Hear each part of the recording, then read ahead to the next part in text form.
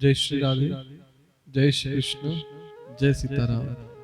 हरे कृष्ण कृष्ण कृष्ण हरे हरे, हरे राम राम राम हरे हरे। जन्मना जायते शूद्रः संस्कारात् द्विज उच्यते। मनुस्मृति नामक ग्रंथ में श्री मनुजी महाराज ने संस्कार की बात कही। देखिएगा, प्रत्येक वस्तु को और प्रत्येक मनुष्य को संस्कार की आवश्यकता पड़ती है। धन, जो पैसा आप कमा रहे हैं, आपसे पहले वो पैसा न जाने किसके पास था, उसने कैसे कमाया।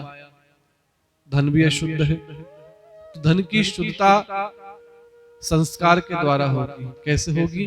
बोले दान करने से।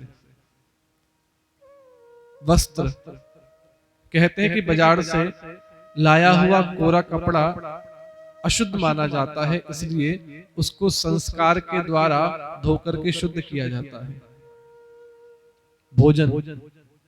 भोजन में भी दोष होता है, तो इसलिए भोजन की शुद्धता संस्कार के द्वारा अर्थात किसी ब्राह्मण संत को भोजन कराने से होती है।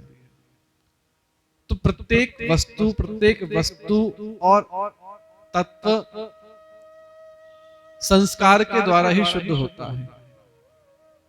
मनुष्य में भी यही बात है। मनुजी महाराज कहते हैं, जन्म से प्रत्येक मनुष्य शुद्र ही है, अशुद्ध है, और संस्कार के द्वारा ही वो शुद्ध बनता है। द्विज माने कहते हैं श्रेष्ठ को, वो श्रेष्ठ बनता है। तो मनुष्य के जीवन में 16 संस्कार कहे गए हैं। कौन कौन से होते हैं? पहला, गर्भाधान संस्कार।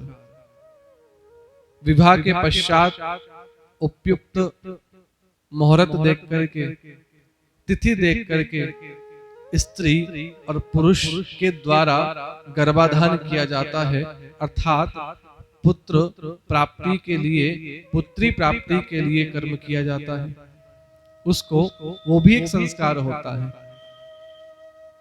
इंद्रियों की तृप्ति के लिए नहीं, काम को तुष्ट करने के लिए नहीं, एक श्रेष्ठ संतान की प्राप्ति के लिए मुहूर्त देख करके, समय देख करके ही गर्भाधान होना चाहिए।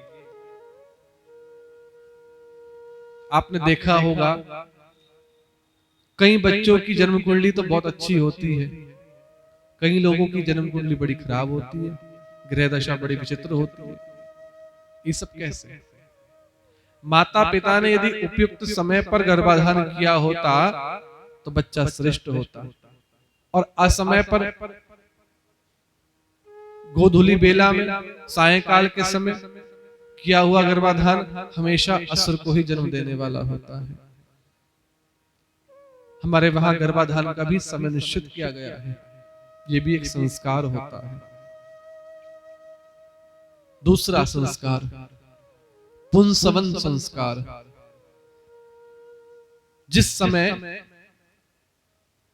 स्त्री का पैर भारी होने लगे, और अब तो टेक्नोलॉजी का युग है, डॉक्टर के द्वारा, मशीनों के द्वारा पता भी लगाया जा सकता है कि गर्भ ठहरा कि नहीं ठहरा। तो जब पता लग जाए कि गर्भ ठहर गया है, तब यज्ञ करके, यज्ञ भगवान नारायण भगवान की स्तुति प्रार्थना करी जाए कि बालक आरोग्य हो, दीर्घ आयु हो। इस प्रकार बालक के गर्भ में होने पर यज्ञ के द्वारा नारायण भगवान की स्तुति प्रार्थना पूजा करना दूसरा संस्कार है, जिसको कहते हैं पुंसवन संस्कार। इसके बाद तीसरा संस्कार होता है सीमंतोन्नयन संस्कार। यानी जब चौथा महीना स्त्री को लग जाए, तब बालक के आरोग्य के लिए, बच्चा स्थिर रहे, बच्चा पुष्ट रहे, बच्चा आरोग्य रहे, इसके लिए चौथे महीने में घर में धार्मिक अनुष्ठान करा करके, यज्ञ करा करके, विद्वान ब्राह्मणों को बुला करके स्वस्ति वाचन के द्वारा स्त्री को और स्त्री के गर्भ में स्थापित उस बालक को आशीर्वाद दिलवाना, ये तीसरा संस्कार है। चौथा संस्कार जिसे कहते हैं जात कर्म संस्कार। बच्चे के जगत में आने के बाद, पैदा होने के बाद घर में 10 दिन का सूतक लगता है। चूंकि माँ के गर्भ से मलमूत्र के गड्ढे से बाहर आया है, तो इसलिए 10 दिन तक स्त्री और उसके पुत्र पर, संतान पर 10 दिन का सूतक माना जाएगा। इस दौरान घर में कोई भी किसी प्रकार का धार्मिक अनुष्ठान नहीं होगा। माँ 10 दिन में शुद्ध होती है, लेकिन जो पिता है उनके लिए कहा, बोले जन्म के पश्चात उस बालक को निला धुला करके गर्म जल से, निमाए जल से पिता की गोद में दे, और पिता उस बालक को यज्ञशाला में लेकर के जाए, और यज्ञशाला में यज्ञ की आहुति देने के पश्चात उस बालक की जीवा पर सोने की सलाखा से, सोने की जो सुई के जैसी होती है, उस सलाखा से घी या शहद में डुबा करके उसकी जीवा पर ओम लिखे और उसके कान में कहे, वेद वेदो हम, आज से तेरा नाम वेद है। इसे कहते हैं पिता के द्वारा किया गया जात कर्म संस्कार। और बाहर खड़े होकर के ब्राह्मण लोग स्वस्ति वाचन के द्वारा बालक को और पिता को आशीर्वाद प्रदान करें। बाद में पिता बालक को पुनः माँ की गोद में भिजवा दे, ताकि उस माँ दूध के द्वारा, अपने स्तनपान के द्वारा बालक का पालन पोषण करे। यह है चौथा संस्कार। पांचवा संस्कार नामकरण संस्कार।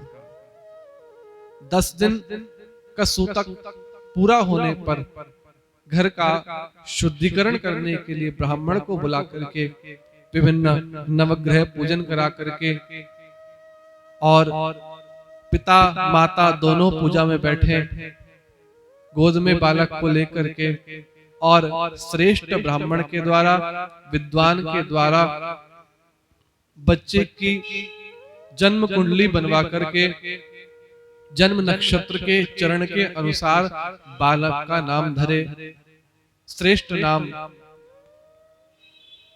इसे कहते हैं नामकरण संस्कार।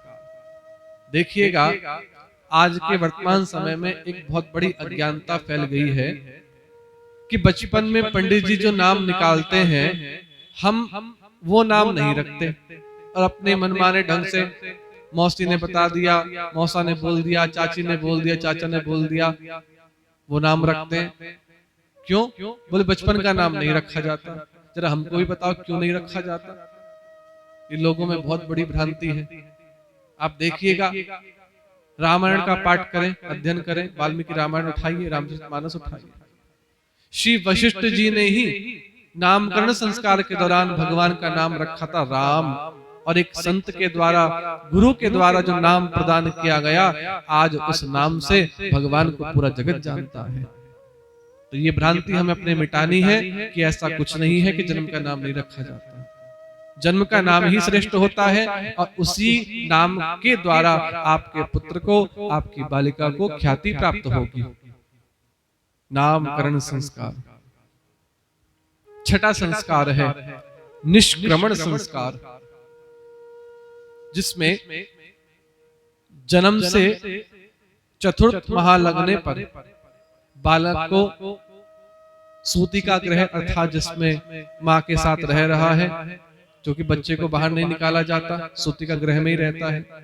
तो 3 महीने पूरे होने के बाद जब चौथा महीना लगे, तब बालक को माँ के साथ बाहर खुली हवा में भ्रमण कराया जाए, शुद्ध वायु में विहार कराया जाए। इसको कहते हैं निष्क्रमण संस्कार। अगला संस्कार है अन्नप्राशन संस्कार। चूंकि अभी बच्चा माँ का ही स्तनपान कर रहा है, दूध ही पी रहा है, अब उसके शरीर के विभिन्न अंग पुष्ट होने लगे हैं, पेट की पाचन शक्ति धीरे धीरे बनने लगी है अन्न को पचाने के लिए। तो देखिएगा 5 महीने तक बालक को दूध ही पिलाया जाए, अन्य कोई भी चीज नहीं दी जाए। कई बार बच्चे को खीरा, रोटी का टुकड़ा, कई लोग चावल भी खिला देते हैं। नहीं नहीं, 5 महीने तक बिल्कुल भी नहीं। अभी उसके पेट के जो अंग हैं वो अभी इतने पुष्ट नहीं हुए हैं कि वो अन्न को पचा सके।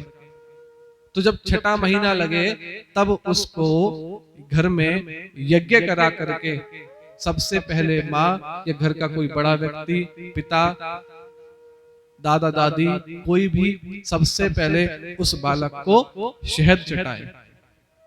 इसे कहते हैं अन्नप्राशन संस्कार। कहीं कहीं परिवारों में तस्मै खिलाने का भी रिवाज है, अर्थात खीर खिलाने का भी रिवाज है। सबसे पहले बच्चे को खीर खिलाई जाए, मीठा खिलाया जाए, और 6ठे महीने से बच्चे को अन्न खिलाना आरंभ कर दिया जाए। इसे कहते हैं अन्नप्राशन संस्कार। इसी के साथ जय श्री राधे, जय श्री कृष्ण, जय सीताराम।